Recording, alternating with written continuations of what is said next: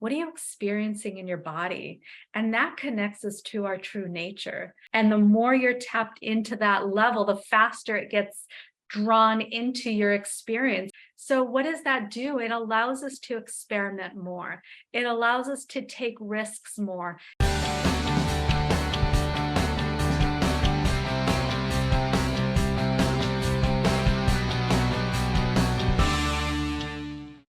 Can you slow down and start to connect with the information that's coming through your senses? So when you see something, really see it.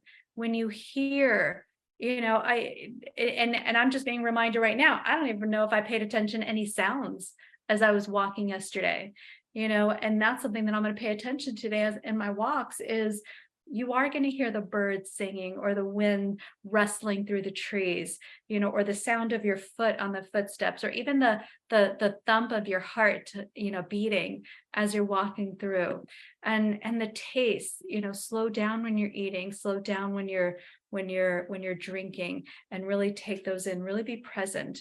You're feeling your experiences. A lot of the conversations with my clients have been around what are you experiencing in your body? And that connects us to our true nature. And so again, how often do we just like, oh, I'm mad, and that's it? We generalize everything. No. What are you really feeling? I'm feeling the pit in my stomach, and there's a fear right now, and it reminds me of a betrayal, possible betrayal, or again, whatever it is. And being able to connect with that part of you is so powerful and so deep and so important, and again connects you to all that is.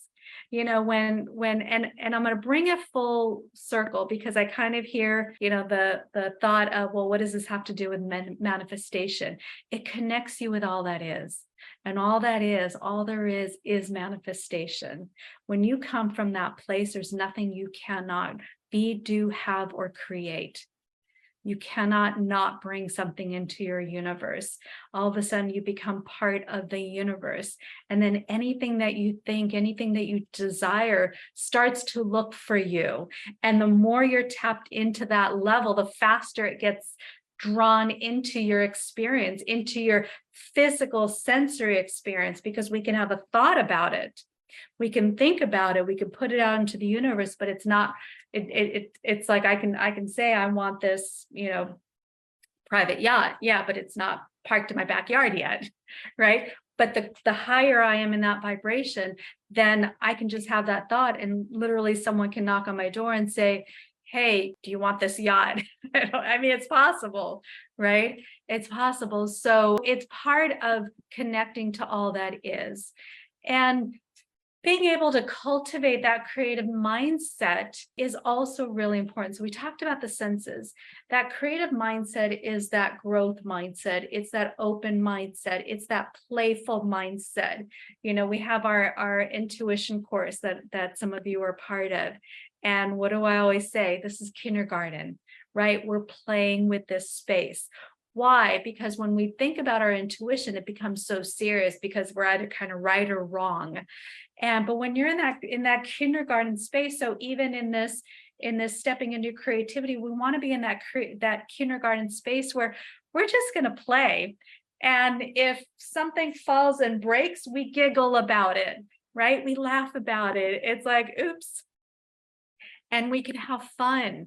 So what does that do? It allows us to experiment more. It allows us to take risks more. It allows us to learn from failures.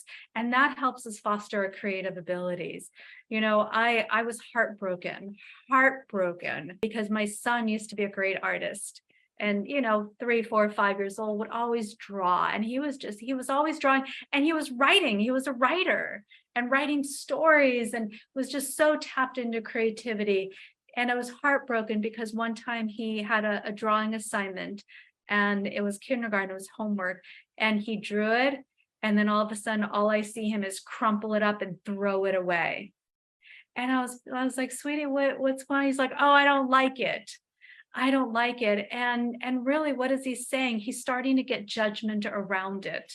right? That's what happens when we get into school. It's got to be within the lines. It's got to be this color. You've got to follow the numbers. You've got to do it the right way, which absolutely strips our creativity. And so what we want to do is deprogram ourselves from doing things the right way. Now, obviously, there are things we have to do the right way, right? We got to drive on the right side of the road. We got to follow the red.